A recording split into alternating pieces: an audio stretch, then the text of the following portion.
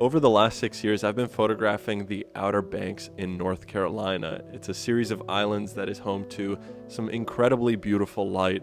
And in the 8 different photography trips that I've taken out there, I've grown extremely fond of the place, both as a place to be and relax, but also as somewhere to photograph and build a project. I photographed it at all different times of the year, and in this video I want to share the 8th trip out there, which was by far the longest one, and I think I also left with some of my favorite photos to date. This trip was actually at the peak of summer last year, during the time of 4th of July, when the Outer Banks is at its busiest, its most lively, and because of this I figured I'd focus less on the kind of quiet landscapes on my medium format camera that you've seen in a lot of videos in the past, and instead I shot mostly on my 35mm camera, which at the time was the Leica MA that I was borrowing from Leica. This was by far the most rolls I've ever shot on one of these trips to the Outer Banks. In part 1 of this video, there are some incredible street photography scenes. We rode a bunch of ferries around the different islands.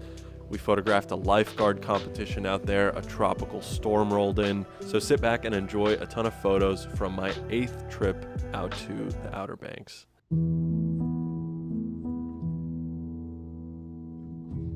It's closed. Yeah, the eyes closed on the rope. So easy.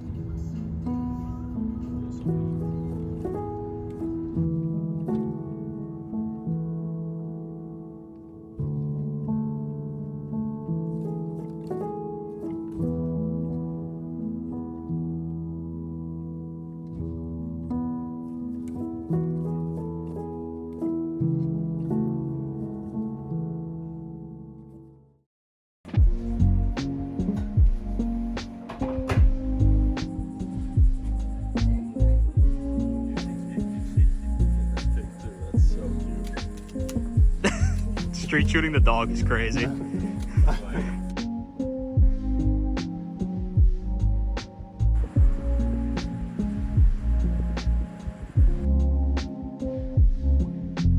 One of the places that you'll find a bunch of people hanging out and relaxing in the Outer Banks is on the fishing piers, and so every trip we usually hang out on these piers as well, just to see what people are up to.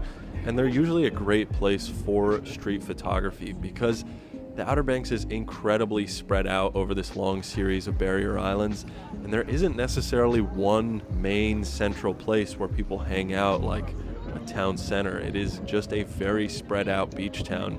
And so the piers are where people come together to fish, to relax, to enjoy the ocean views, and it's a great place for street photography specifically, for getting people hanging out and interacting with each other.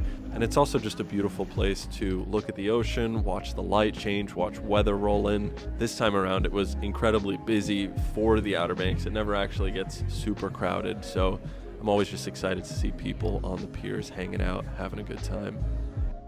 Something that really stuck with me from this trip was this scene where these kids were blowing up balloons. It was a whole family hanging out fishing at the end of one pier, and I was able to snap some photos of the kids hanging out playing with the balloons, and it was just like subject matter to try and create a cool composition that was layered, that had the balloons in front of the kids' faces. And there were a few photos here that I think really worked out well and that I was super happy with.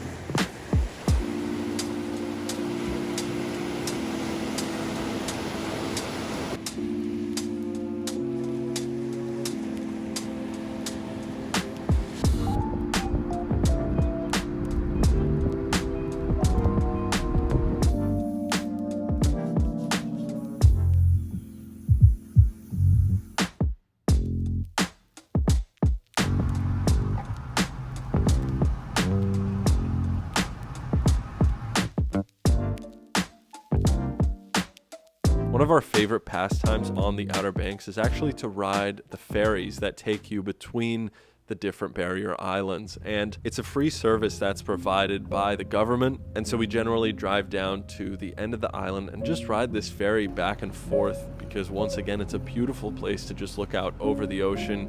You can load your car up on the boat, take it with you to the other islands. And it's also just another great place where I found we could photograph people relaxing, enjoying summertime as they kind of enjoy this beautiful mode of transportation that's so unique to the Outer Banks.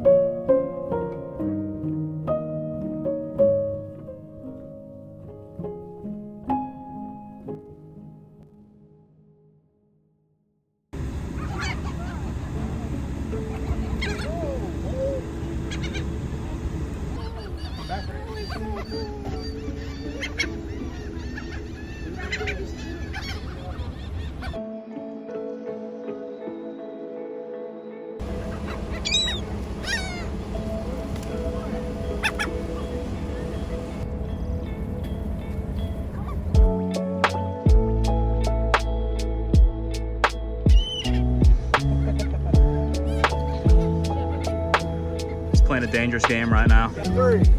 Don't move, don't move.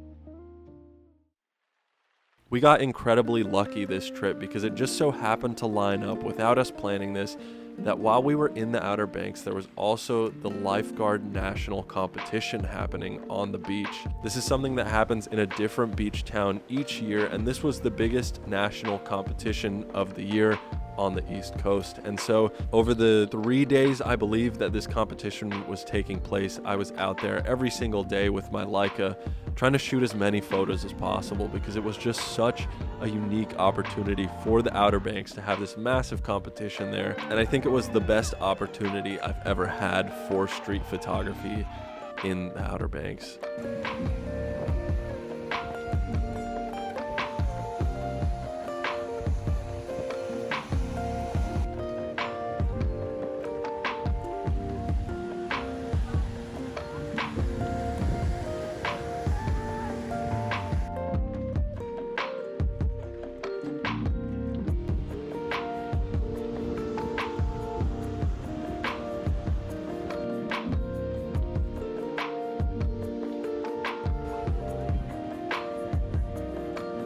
Unlike the Lifeguard competition that I photographed in Huntington Beach here in California, there was also no mandated like neon orange safety vests, which I think made the photos a lot more visually appealing, and this was easily my favorite event I've ever photographed here. Unfortunately, about halfway through the competition, an absolutely massive tropical storm rolled in. It was the biggest storm I've ever seen in the Outer Banks, and it completely destroyed the tent setup that was there for the Lifeguard competition. A bunch of the equipment flew out into the ocean, and despite that, it seemed like everybody was still having an incredibly good time. Everybody went up on the pier to shelter and hang out while the storm moved through.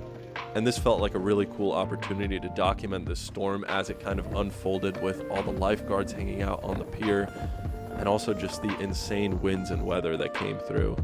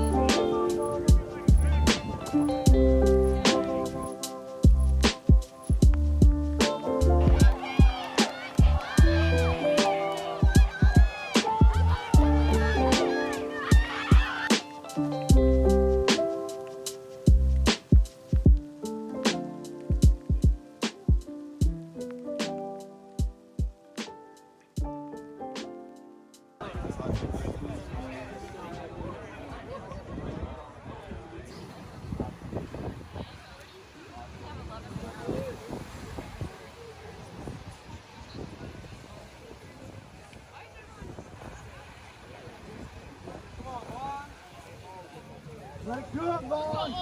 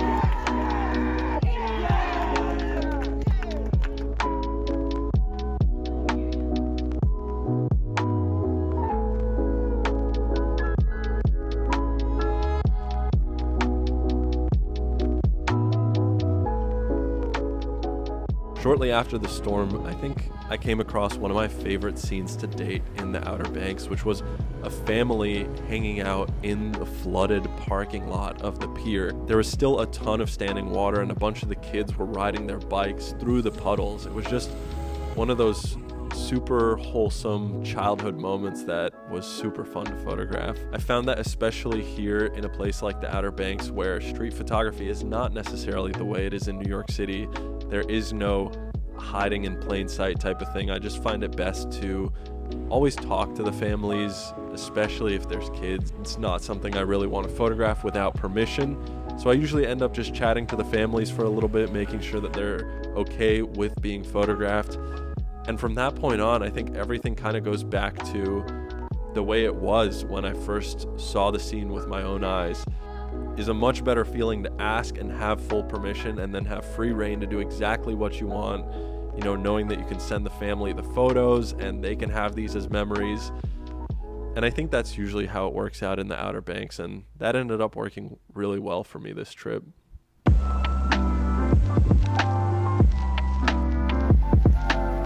I think I found a really interesting dynamic with street photography in a place like the Outer Banks, because unlike in a big city like New York City, for example, you can't hide in plain sight necessarily and take candid photos. It's impossible to go unnoticed. And I think because of the fact that people are on vacation, they're relaxed, they're having a good time, 9 times out of 10, people are super open to being photographed here. I think it works really well out here, and I'm very happy with a ton of the photos that were made. I'm gonna split this video up into 2 parts because there are just so many photos and it was shot over such a long period of time with so much footage. So join me next week for part 2, and before I wrap it up, I want to thank Squarespace for sponsoring this channel. Squarespace is an incredible all-in-one website building platform that you can use to build your photography portfolio online.